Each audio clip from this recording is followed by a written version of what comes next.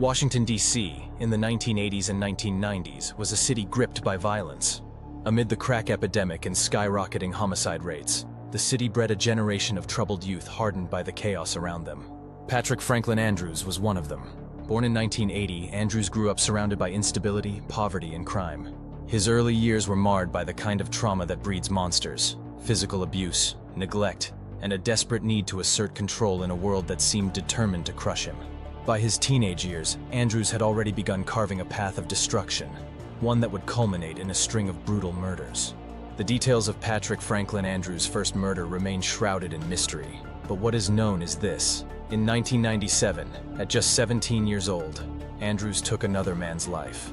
The reasons, if they could be called that, are lost to time, but this act of violence marked the beginning of a dark career. The killing was savage and unrepentant, the victim left as a grim testament to Andrews' unrelenting fury. Though he managed to evade capture at the time, the murder cemented Andrews' status in the violent underworld of D.C. He became known as a man who wouldn't hesitate to kill, a reputation that afforded him both fear and power among his peers. By 2000, Andrews struck again. This time, the crime was no less vicious, and it demonstrated a disturbing escalation in his methods. Once again, details about the victim are sparse, but law enforcement began to close in on him. Andrews was arrested and convicted, earning a life sentence. In most cases, such a sentence would bring a killer's reign of terror to an end. But for Patrick Franklin Andrews, prison was merely a new hunting ground. Incarcerated at the United States Penitentiary Hazleton in West Virginia, Andrews quickly adapted to the brutal realities of life behind bars. USP Hazleton, known colloquially as Misery Mountain, was a high-security facility where violence was the norm. For Andrews, it was an environment in which he thrived. Prison officials noted his ability to manipulate and intimidate other inmates. He forged alliances with other hardened criminals, including Kevin Bellinger, another inmate from Washington, D.C., with a history of violence. Together, the two men formed a deadly partnership.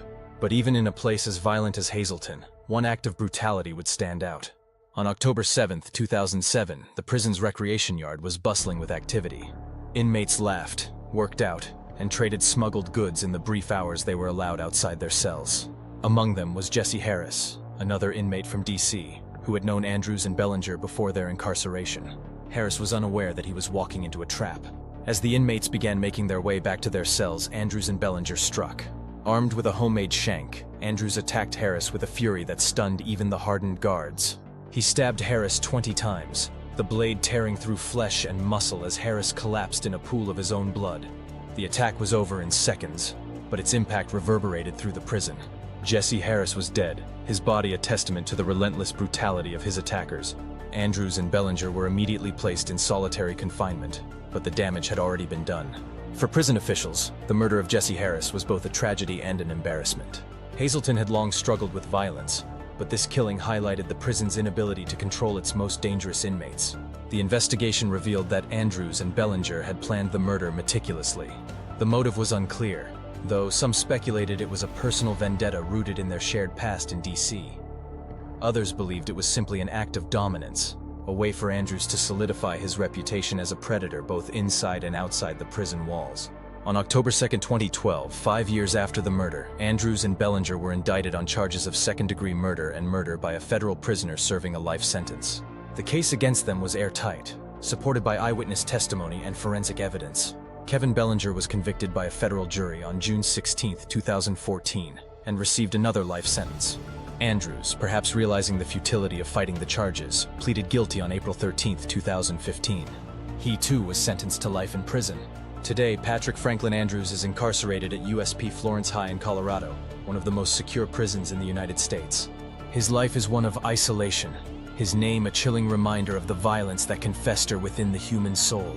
The forest loomed dark and unyielding, a labyrinth of ancient pines that whispered secrets to the wind. Locals called it Black Hollow, a name that sent shivers down spines. Over the past year, it had become synonymous with fear, for within its shadowy depths, a predator lurked, a phantom who kidnapped and tortured those who dared to wander too close. None of the victims had ever been found alive. Detective Nathan Hart had grown up near Black Hollow. The forest had been his playground as a boy, a place of wonder and imagination. But now it was the stuff of nightmares. The case had landed on his desk 3 months ago, after the third disappearance. The first victim was a hiker named Claire Matthews. Her abandoned campsite had been found deep in the woods, the ground littered with her shredded tent and discarded belongings. The second was Thomas Grayson, a local hunter who knew the area better than anyone. His bloodied rifle had been recovered near a deer trail. The third, a college student named Amber Redding, had vanished without a trace while photographing the forest for a project. By the time the fifth victim disappeared, the townsfolk were in a frenzy. People barricaded their doors at night, and the forest grew eerily quiet, as though even the animals feared what stalked the shadows. Nathan sat in his office, staring at the crime scene photos spread across his desk. A part of him felt defeated. The FBI profiler had called the killer methodical, calculating, and utterly ruthless.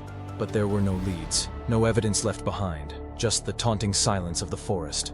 The only clue was the killer's penchant for leaving carved wooden figurines at each crime scene, grotesque effigies that resembled his victims. The call came just past midnight. A jogger had spotted a car parked at the forest's edge, its driver's door left wide open. Nathan arrived to find the area swarming with officers.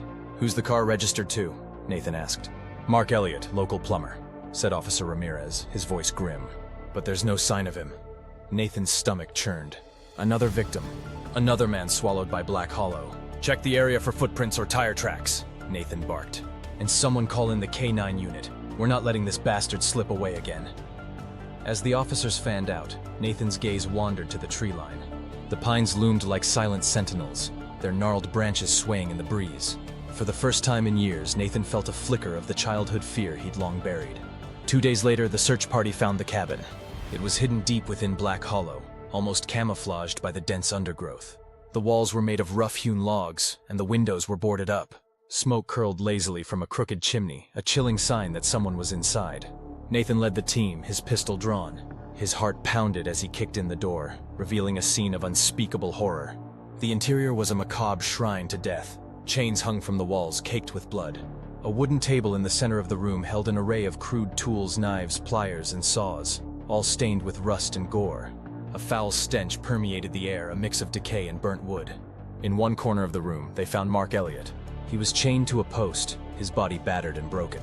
He was alive, but barely. Nathan knelt beside him. "Mark, can you hear me? Who did this to you?" Mark's eyes fluttered open, his lips trembling. He's watching," he croaked. "He'll come back." Before Nathan could press further, a sharp crack echoed outside. A gunshot. The team spilled out of the cabin, weapons ready. Nathan scanned the tree line, his pulse hammering. "Stay together," he ordered. But the forest was an endless maze of shadows and movement. Every snapping twig, every rustling branch set them on edge. Whoever the killer was, he knew this forest better than anyone. He was toying with them. As the night deepened, the officers found themselves drawn farther into the woods. The killer left signs for them to follow. Another carved figurine nailed to a tree, a bloodied scrap of fabric snagged on a branch. It was a game, and they were the prey. Nathan couldn't shake the feeling that the killer's eyes were on him, studying his every move. He felt a familiar, almost familial sense of dread, but he pushed it aside. The team eventually lost the trail, forced to retreat as dawn broke over Black Hollow. Nathan stayed behind, his instincts screaming that the answer was close. As he wandered deeper into the forest, he stumbled upon a clearing. At its center stood another cabin, smaller than the first, but no less ominous.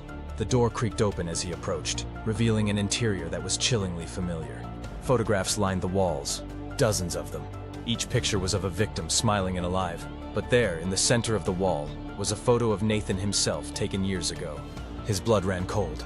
A voice behind him broke the silence. "Been a long time, brother." Nathan spun around, his gun drawn, and found himself staring at a face he hadn't seen in over a decade. It was Daniel, his younger brother. "Danny?" Nathan's voice trembled. Daniel smiled, his teeth gleaming in the dim light. "I wondered when you'd figure it out." Nathan's mind reeled. Daniel had vanished years ago, presumed dead after a car accident. But now, here he was, alive and unrepentant, his hands stained with blood. "Why?" Nathan whispered, his gun wavering. Daniel stepped closer, his expression calm. "You wouldn't understand. This forest, it changes you. Out here, you're free. No rules, no judgment, just power." Nathan's grip tightened on the gun. "You killed them. All those people." "They were nothing," Daniel said, his voice devoid of emotion. "But you're different. You're the only one who ever mattered." Before Nathan could react, Daniel lunged. They grappled, the gun discharging into the ceiling. Daniel was strong, stronger than Nathan remembered. But years of police training kicked in, and Nathan managed to wrestle him to the ground. As Daniel lay pinned beneath him, he laughed. "You'll never stop me.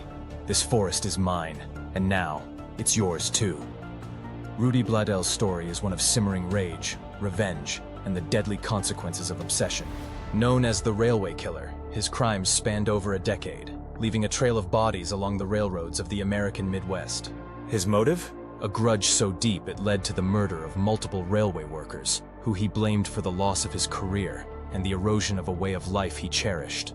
Born on December 8, 1932 in Chicago, Illinois, Rudy Bladell's life was intertwined with the railroads from the start.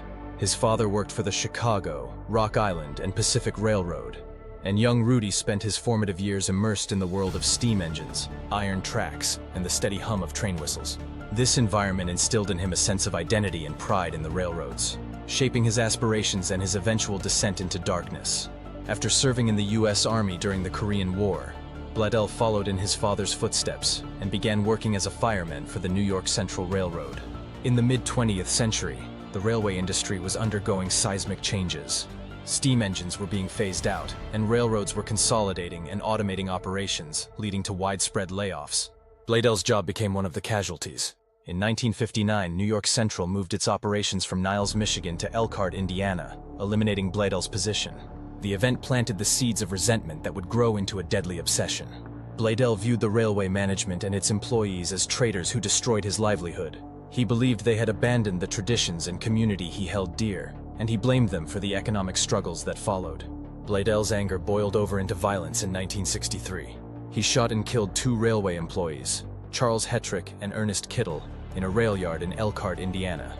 The murders shocked the small town, but law enforcement was unable to link Bladell to the crime at the time. His meticulous planning and understanding of the railroads allowed him to evade capture. Over the next decade, Bladell maintained a low profile, but his hatred for the railroads continued to fester. He lived a transient life, working sporadically and harboring grudges against anyone connected to the industry. To outsiders, he appeared as a loner, quiet, unassuming, and deeply private. Yet beneath the surface, he was plotting his next moves. Bladell resurfaced in 1976 with a chilling escalation in his crimes. On October 10th, 3 workers at a Conrail yard in Jackson, Michigan, were found shot execution style. The victims Clinton Benson, Richard Zufall, and engineer Robert Blake were ambushed as they worked the night shift. The murders were calculated and precise, hallmarks of Bladell's methodology.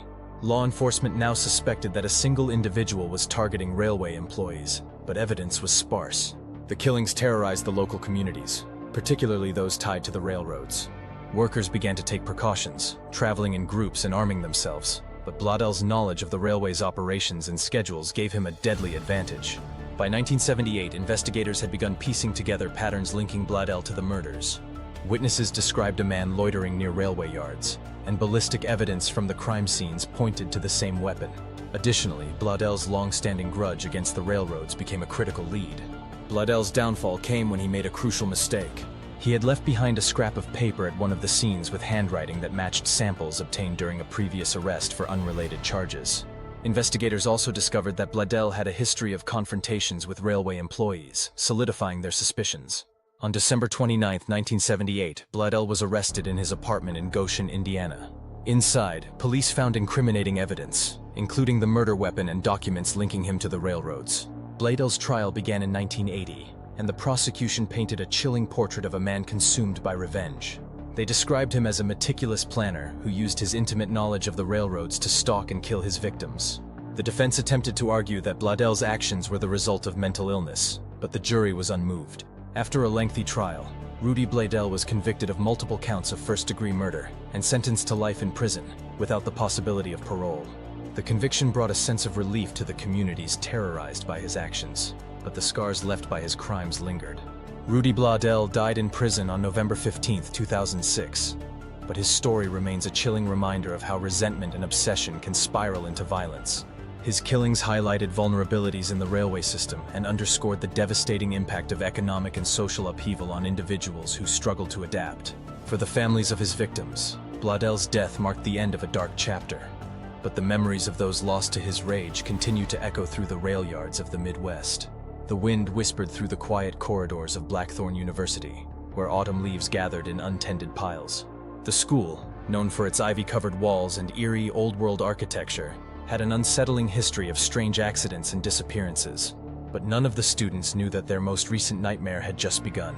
Clara and Mara Holloway, inseparable sisters, had just transferred to Blackthorn as juniors. They were quiet, reserved, and intensely loyal to each other. To the outside world, they seemed like perfectly ordinary young women. Clara, the elder by a year, was sharp-eyed and calculating, while Mara was softer, almost shy, with a smile that seemed both kind and hollow at the same time. No one could have imagined the darkness that simmered beneath their composed exteriors. When the sisters arrived, they drew attention immediately. Their beauty had an almost ethereal quality.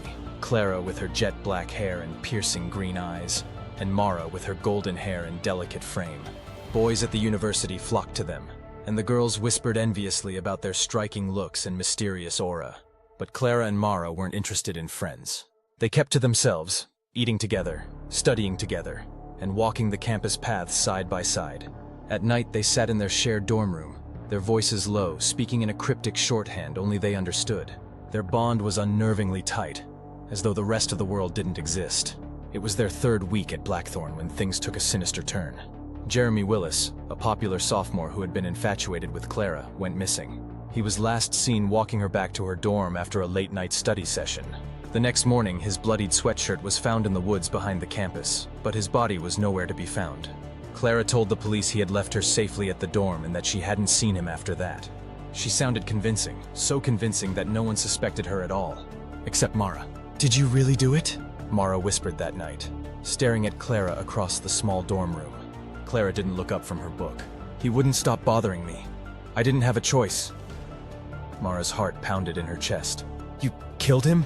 Clara finally raised her eyes, her gaze cold and unflinching. "Yes, and it felt good." For a moment, Mara was horrified. But then, a strange feeling crept in, a thrill, a curiosity she couldn't explain. Jeremy had always been arrogant, always assuming he could have anyone he wanted. Maybe he deserved it. Clara stood and crossed the room, kneeling in front of Mara. "You understand, don't you? Some people don't deserve to be here. Some people deserve to be punished." Mara hesitated, but Clara's intensity drew her in. Slowly, she nodded. It was the beginning of a pact, one that would bind them together forever. The sisters chose their next victim with care. Rachel Carter was a junior like them, bubbly and outgoing, always posting pictures of her perfect life on social media. She was everything the Holloway sisters despised: shallow, privileged, oblivious. Clara was the mastermind. She watched Rachel for days, noting her routines, her favorite study spots, and her love of jogging through the woods behind campus. Mara, still hesitant but eager to prove herself to her sister, followed her lead. One foggy morning, as Rachel ran her usual route, the sisters ambushed her. Mara held her down, her hands trembling, while Clara finished the job with a knife.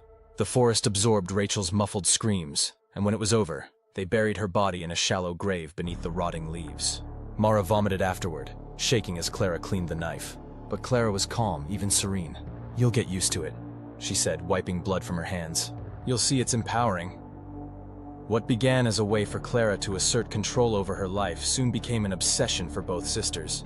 With each kill, they felt more alive, more in control, more untouchable. They started leaving small trophies: a bracelet, a textbook, a watch hidden in their dorm room like macabre treasures. The campus descended into panic as more students vanished. Blackthorn became a shadowy, fearful place, with curfews and police patrolling the grounds. Students whispered about the disappearances, crafting urban legends about the forest and the curse of the university. Clara and Mara reveled in the chaos. They attended candlelight vigils for their victims, their faces solemn as they held hands with their grieving classmates. No one suspected the quiet, well-mannered sisters. No one noticed how Clara's smile grew sharper, or how Mara's once timid demeanor became colder, darker. Mara's turning point came during their fourth murder. Their target was Evan Garrison, a philosophy major who had insulted Clara during a class debate. Mara didn't ask why this slight warranted his death. She simply followed Clara's plan, as she always did. But when the time came, Clara handed Mara the knife. "It's your turn," she said, her voice firm. "Prove you're with me." Mara hesitated, staring down at Evan as he begged for his life. His terror made her stomach churn, but it also thrilled her in a way she couldn't understand. Slowly, she raised the knife and plunged it into his chest. The feeling was intoxicating. Afterward, as they walked back to their dorm, Mara felt a strange sense of unity with her sister. They were two halves of the same darkness, bound by blood and shared secrets. Their spree unraveled when Mara grew careless. She had kept one of Rachel Carter's earrings, a delicate gold stud, as a trophy. It fell from her pocket during a routine dorm inspection, and the RA reported it to campus security. The earring was traced back to Rachel's missing person file. Police searched their dorm room and found their collection of trophies. Along with a journal, Clara had kept pages filled with details of their crimes, sketches of their victims, and chilling reflections on the thrill of killing. The sisters were arrested in the dead of night, their faces eerily calm as they were led away in handcuffs. "You told me to keep it," Mara hissed as they sat in the back of the police car. Clara didn't respond. She simply stared out the window, her expression unreadable. Clara and Mara Holloway became infamous overnight. Their trial captivated the nation, with details of their cold-blooded murders shocking even the most hardened detectives. Clara remained unrepentant, claiming that the killings were a form of justice. Mara, however, broke under the weight of her guilt, sobbing as she recounted each crime. They were sentenced to life in prison without parole, but their story didn't end there. Students at Blackthorn began to whisper that the sisters' spirits still roamed the campus, seeking revenge on those who dared to speak their names. Every fall, when the leaves turned red like blood, rumors would resurface about shadows moving in the dorms, about eerie laughter echoing through the forest, about students vanishing without a trace. Marion Albert Pruitt was supposed to disappear into a new life. In 1979, after serving time in federal prison for bank robbery, he agreed to testify in a murder case. It was a grisly killing that had unfolded behind prison walls, and Pruitt, always one to seize an opportunity, leveraged his involvement for his own gain. Whether his claims were true or fabricated mattered little. What mattered was that he became a federal witness.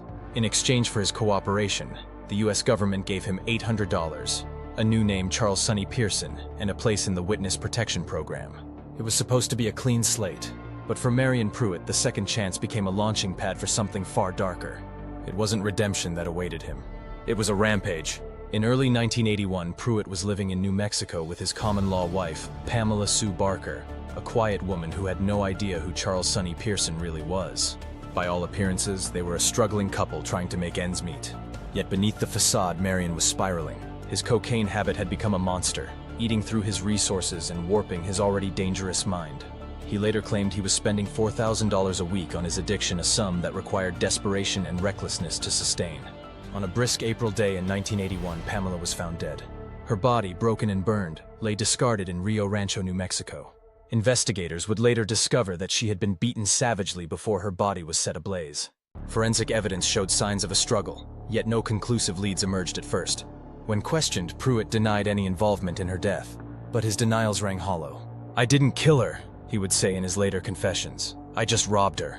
Whether Marion's words were an attempt to shift blame or a fragment of some twisted logic, it didn't matter. Pamela Barker's murder marked the beginning of something far worse, the first casualty of Marion Pruitt's unrelenting spree. Months after Pamela's death, on September 17, 1981, Marion resurfaced hundreds of miles away in Jackson, Mississippi. The Metro Center branch of UniFirst Bank was bustling that morning until Pruitt walked through the doors. No longer content with petty crimes, Pruitt kidnapped Peggy Lowe, a 34-year-old bank employee, at gunpoint. She had been in the wrong place at the wrong time. Pruitt forced her into a car and drove her to a secluded area on the outskirts of town. There, he executed her with a single gunshot to the head. The details of the crime were as chilling as they were senseless. Pruitt stole her life for a few $1,000s. The discovery of Peggy's body sent shockwaves through the community. Law enforcement scrambled to understand who could commit such a brutal act. No one knew the killer's identity yet. No one knew that he was already planning his next move. The timeline accelerated. Marion's need for cash, fueled by his unrelenting cocaine addiction, seemed to eclipse any human restraint. Less than a month after the Mississippi murder, Pruitt crossed into Arkansas. On October 12, 1981, he entered a small convenience store in Fort Smith.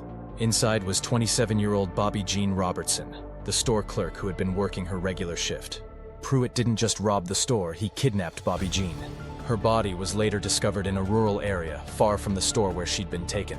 Like Peggy Lowe before her, Bobby Jean had been executed shot point blank. Her life extinguished for a robbery that barely netted anything of value. Fear gripped Arkansas. A killer was on the loose, and his methods were terrifyingly unpredictable. Each crime seemed more audacious, more callous. Police departments across the South were now scrambling to connect the dots, but Marion Pruitt was already gone, leaving only horror in his wake. Marion's path of destruction continued into Colorado. On October 16, 1981, he committed 2 more murders, both at convenience stores. Anthony Tate, a young store clerk in Loveland, Colorado, and James Balderson in Fort Collins were gunned down in quick succession. These crimes were nearly identical to Bobby Jean Robertson's murder. Each store had been robbed, and each victim left lifeless at the hands of a man no one could stop. By now, authorities were piecing together a chilling pattern. Witnesses from various scenes described the suspect as an unassuming man with a hardened edge, someone who seemed ordinary until the moment he struck. Ballistics evidence confirmed the connection between the murders, and a multi-state manhunt was underway. Law enforcement agencies in New Mexico, Mississippi, Arkansas, and Colorado were working overtime. They were chasing a phantom, a man whose name wasn't even real.